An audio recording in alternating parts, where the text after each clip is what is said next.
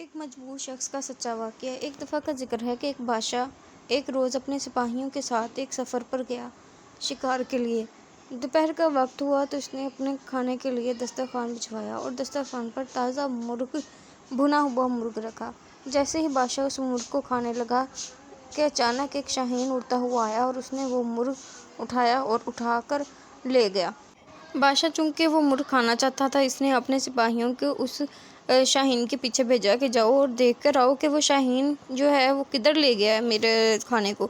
سپاہی اپنے گھوڑوں پر سوار ہوئے اور اس کے پیچھے چلتے گئے۔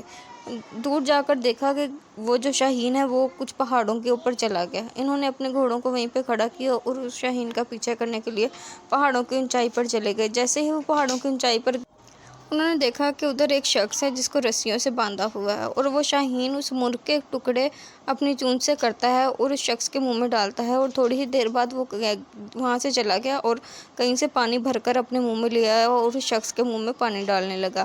تو انہوں نے، وہ جو سپاہی تھے بادشاہ کے، انہوں نے اس شخص سے پوچھا کہ بھائی یہ کیا ماجرا ہے، یہ کیسے ہو رہا ہے؟ اس شخص نے بتایا کہ میں سفر پر نکلا تھا، میرے پاس کافی زیادہ مال و اسباب تھا، اور میرے راستے میں کچھ ڈاکو آئے اور انہوں نے مجھے لوٹ لیا اور مجھے مارنے لگے، تو میں نے ان سے التجا کی کہ مجھے مارو نہ، مجھے تم لوگ زندہ رہنے دو۔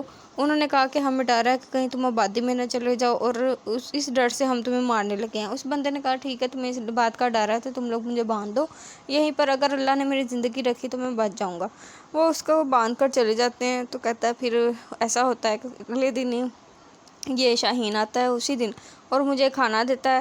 ایک دن یہ مجھے کہیں سے روٹی لا کر دیتا ہے اور دوسرے دن اس نے یہ آج مجھے یہ مرغ لا کے دیا۔ 2 ٹائم یہ مجھے اسی طرح کھانا اور پانی پلاتا تھا۔ پھر ان لوگوں نے جا کے بادشاہ کو سارا ہی ماجرا بتایا، تو بادشاہ نے سوچنے لگا کہ یہ کس طرح مطلب ممکن، یہ کیسے ہم عبادت، اس اللہ کی عبادت کر رہے ہیں کہ جو ان طریقوں سے بھی انسان کی مدد کرتا ہے۔ تو بادشاہ نے اسی دن سے بادشاہت چھوڑ دی اور جا